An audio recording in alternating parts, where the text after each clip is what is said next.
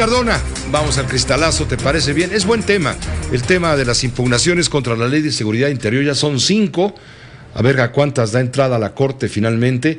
Se habla de inconstitucionalidad, se habla de violación a los derechos humanos, de militarización del país, de metapoderes constitucionales al presidente, etcétera, etcétera. Es con lo que se está actuando en los de oposición al PRI, claro, en la Cámara de Diputados, en la Cámara de Senadores, en el Instituto de Acceso a la Información, en lo de derechos humanos, el municipio de Cholula, San Pedro de Cholula, Puebla, en fin. Sí, Pepe, buenas noches. Buenas noches. Bueno, sabíamos, Pepe, desde que esta ley estaba en el campo de la discusión legislativa, que esto iba a ocurrir. Fue un anuncio que por lo menos desde antes de la promulgación, la Comisión Nacional de los Derechos Humanos manifestó que en cuanto terminara la elaboración jurídica y legislativa de este ordenamiento llamado Ley Nacional de Seguridad Interior, haría un examen de fondo con la intención de determinar si se advertían violaciones o no a los derechos humanos, cosa que era absolutamente obvia desde la óptica del artículo 1 de la Constitución, y entonces se mandó hoy, ya después de un estudio muy jurídico, muy exhaustivo, se mandó a la Suprema Corte de Justicia y llegó un día después de que llegara la gran impugnación de los diputados. Y llega en paralelo con la de senadores. Sí, sí, básicamente es una controversia constitucional, y todo lo demás que se diga de la ley es un efecto posterior a las posibles violaciones a la Constitución, porque de ahí se deriva todo lo demás, hasta las cosas estas del IFAI, que si hay un artículo en esta ley que dice que toda la información que se genere por la aplicación de esta misma ley será considerada para la reserva documental, y para no andarlo diciendo y divulgando en los términos de la máxima publicidad. El INAI lo que dice es lo contrario. El INAI siempre va a decir lo contrario. Ajá. Porque estamos también enfrentados a la razón política y a la razón orgánica de cada una de las instituciones que ha impugnado esta ley. El IFAI va a decir que lo que a su naturaleza de transparencia conviene, es absolutamente obvio. Ellos no quieren que la información se reserve. ¿Cuál? Ninguna, porque ellos son los dueños de la información, o ellos dicen que son los dueños de la información. Y en materia de atribuciones constitucionales, bueno, pues entonces ahí está la Corte. ¿Qué es lo que estamos viendo? A mí lo que me llama la atención es que estamos en el año 2018 del 21º siglo de la era moderna, y resulta que apenas estamos buscando los ordenamientos jurídicos que deberíamos tener resueltos desde hace mucho tiempo. ¿Y a qué obedece esto? No soy tan categórico como el senador Barbosa, pero obedece en cierto modo a que en este país cada presidente hace su constitución. Por eso se explica que la Constitución Nacional de 1917 para acá, en 100 años, tenga 600 modificaciones, lo cual quiere decir que cada quien ha hecho algo, no diré a su imagen y semejanza, pero sí a su imagen y conveniencia. Entonces, cuando a Salinas le convino, por razones de la modernidad nacional, abolir las leyes de reforma y darle entrada al clero político en México, se hizo. Cuando fue necesario exterminar la figura del reparto de la tierra cardenista, se hizo para que se pudieran vender los ejidos. Cuando fue necesario legislar en favor de la corriente contemporánea de los derechos humanos, se modificó la Constitución en favor de los derechos humanos. Hoy se ve la necesidad de que el ejército tiene que seguir actuando, porque si no actúa el ejército no actúa nadie. Entonces vamos a darle un marco jurídico, pero esa ley tendría también que modificar la Constitución, y esa va a ser la gran discusión a la que se va a enfrentar el Tribunal Constitucional de México. Yo creo que la ley, así presentadas las impugnaciones como las de los diputados, que pretende ir en contra de todo el contenido de la ley, esas impugnaciones no van a prosperar. Las impugnaciones en artículos, 6 o 7 artículos específicos, esas sí van, creo yo, a prosperar en la Suprema Corte de Justicia, y vamos a ver que la ley va a obtener el respaldo constitucional, digamos, en lo general, que es que la posibilidad de que el presidente disponga de las Fuerzas Armadas para la seguridad pública. ¿En qué términos, en qué modalidad, cómo y tal y cual? Eso es lo que sí se va a modificar. Pero lo otro no se puede modificar porque la realidad ya impuso la necesidad. Hoy, ¿qué es lo que tenemos? Hoy tenemos de manera irregular lo que tendríamos de manera regular si la ley se aprobara como está. No se va a aprobar como está, pero no se va a rechazar completa. Ese es lo que yo preveo después de revisar algunos documentos a los que he tenido acceso, pero la Corte es totalmente impredecible, y tratándose de un tribunal y tratándose de una cosa que se va a resolver a final de cuentas por votos dentro de la Cámara, dentro de la Corte. De la Corte, sí. Bueno, pues vamos a ver si a la hora de la hora esos votos no sufren el empuje de una fuerza metaconstitucional. ¿La presión? No lo sé. Yo digo el empuje de una fuerza metaconstitucional para mover el dedo hacia acá o hacia acá. La Corte, los 8 que se necesitan, van a decir los 8 en bloque, sí esto, todos igual, o no esto, todos igual.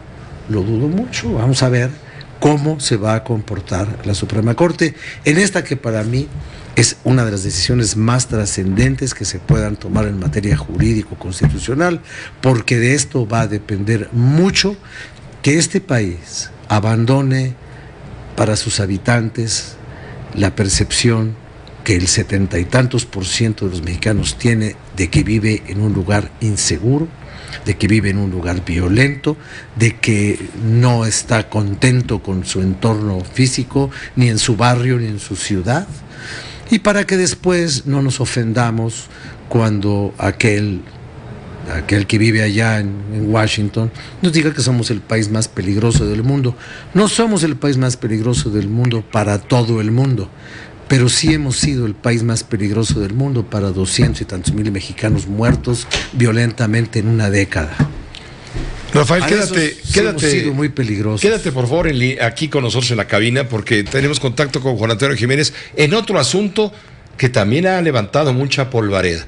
Y me refiero concretamente al anuncio que hizo hace un par de días el Procurador General de la República en funciones del despacho, Alberto Elías Beltrán, al señalar que van tras César Duarte Jaques, exgobernador del estado de Chihuahua, acusado de varios delitos. Hay 11 causas en su contra, pero se está haciendo una solicitud de extradición a los Estados Unidos, donde supuestamente fue la última vez donde se supo del paradero del exgobernador, para que lo traigan a México de regreso, lo extraditen, lo detengan, lo traigan a México. Como a Borges. Y claro, y pueda ser juzgado por 2 delitos del fuero común cometidos en su estado, en el estado de Chihuahua, que es el delito de peculado y delitos de corrupción, etcétera, de abuso de ejercicio del poder, en fin, y un delito federal que tiene que ver con delitos electorales. El Procurador General de la República lo anunció, ya de hecho operó estas 3 solicitudes de extradición. Esto ha generado mucha polémica que vamos a comentar contigo, pero primero déjame hacer contacto con Juan Antonio Jiménez. Él tiene ya la nota concreta, consolidada de lo que adelantó el Procurador en funciones. Juan Antonio, buenas noches. Gracias, Pepe. La Procuraduría General de la República ya presentó 3 solicitudes formales con fines de extradición del exgobernador de Chihuahua, César Duarte, y ya se trabaja en otras 8 para dar seguimiento a las 11 causas penales que fueron presentadas. La dependencia federal realiza los trámites correspondientes con las autoridades extranjeras a efecto de que inicien los procedimientos de extradición. Esta petición es hacia un país específico, sin embargo, por cuestiones de principios de debido proceso y presunción de inocencia, no se dio a conocer el nombre de la nación a la que fueron giradas estas 3 solicitudes de extradición. Al respecto, Alberto Elías Beltrán, su procurador jurídico y de asuntos internacionales de la PGR y encargado del despacho de esta dependencia federal, señaló. Se presentaron 3 solicitudes formales de extradición, 2 por lo que se refiere a órdenes de aprehensión obtenidas por la Fiscalía General del Estado de Chihuahua, 1 por la FEPA de la PGR. Seguimos trabajando en concluir las formalidades para la presentación del resto hasta llegar a las 11 que han sido solicitadas a la Procuraduría General de la República. Daremos el acompañamiento junto con las autoridades extranjeras para efecto de que a la brevedad posible pueda ser enfrentada la persona que se reclame en extradición. Como se recordará, la Fiscalía de Chihuahua presentó 10 causas penales por delitos de corrupción a efecto de solicitar la extradición del exgobernador, mientras que la FEPADE también presentó una causa penal por los mismos efectos. Por ello, la PGR está trabajando de la mano con la Fiscalía de Chihuahua y se están dando información para que cada uno de ellos pueda llevar estos procedimientos y pueda traer a nuestro país al exgobernador. Pepe, el reporte. Gracias, Juan Antonio. Buenas noches. Gracias, buenas noches. Bueno, este es otro tema. Hay quien ha comentado en columnas que el anuncio previo del procurador en funciones, que debió mantenerse en sigilo, pues dada la importancia de todo esto, se convirtió finalmente en un pitazo. Parece un pitazo. Parece un pitazo para que César Duarte le corra antes de que le caigan encima. Hay quien opina ese asunto. Y otra cuestión que se ha generado: ¿por qué la PGR hace la solicitud de extradición por 3 delitos y no por los 11 sobre los cuales hay un proceso en contra, o puede iniciarse un proceso, debe iniciarse un proceso contra César Duarte?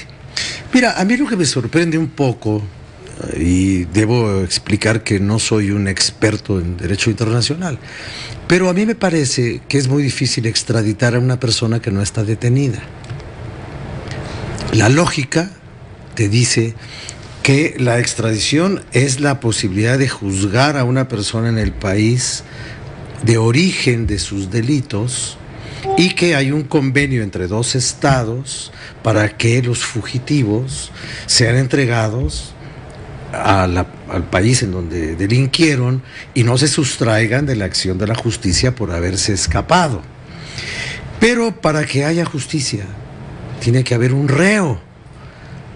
Yo no sé si la ficha roja está funcionando, si al señor Duarte lo tienen localizado, detectado. Ya saben que estaba en El Paso, que lo vieron en Las Vegas, que lo vieron en Miami, que yo no sé, porque yo no soy policía, ni me importa dónde está el señor Duarte.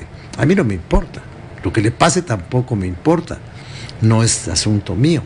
Pero lo que sí es asunto de los mexicanos es saber cómo logramos la extradición de un señor que no es extraditable porque no está detenido.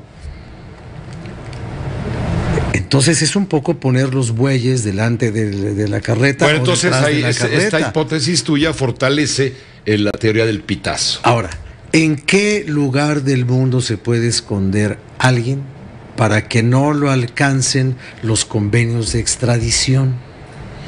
Pues no sé, a lo mejor tendrá que irse a las Islas Molucas o a las Maldivas, o yo no sé si en alguno de estos países extraños de África que tiene poca tradición jurídica de reciprocidad con México se pueda esconder. No sé si tenemos un tratado de extradición con Mali o con Mauritania. No sé si tenemos tratados de extradición con Tanzania, no sé, pero con los países más o menos cercanos a una fuga, pues como pueden ser España, Francia, Panamá, como hizo Borge, Centroamérica, América del Sur, Nicaragua, de donde sacaron a Óscar Espinosa alguna vez, etcétera, etcétera. Bueno, pues yo creo que ahí están los tratados de extradición. Pero, para hacer consomé de pollo hay que tener un pollo. Y yo aquí, pues perdón, pero no veo el pollo. Nada más ves las plumas. Yo no sé si le dijeron, pollo, corre, pollo, que ahí vamos por ti. No sé. Pero mientras el señor no esté detenido, las solicitudes de extradición son un poco algo que está en el aire, en el vacío, creo yo. Bueno, lo que es evidente es el apremio que gira en torno a todo el escándalo que ha detonado Chihuahua. Y dije lo de Pollo porque el Pollo es un ave de corral. Sí. Y como todo esto lo aceleró Corral con sus manifestaciones políticas y con su caravana y todo esto, aunque ya dijo ayer que con Navarrete sí platica, porque este nuevo secretario de Gobernación sí le genera confianza. Bueno, esto a mí me parece un recurso para distender el problema con Chihuahua. Muy bien. Gracias, Rafael. Y ahí viene la consecuencia. Vamos a ver qué pasa. Gracias, Rafael. Gracias, buenas noches. Por supuesto, estaremos atentos. Buenas noches, Rafael Cardona, su cristalazo.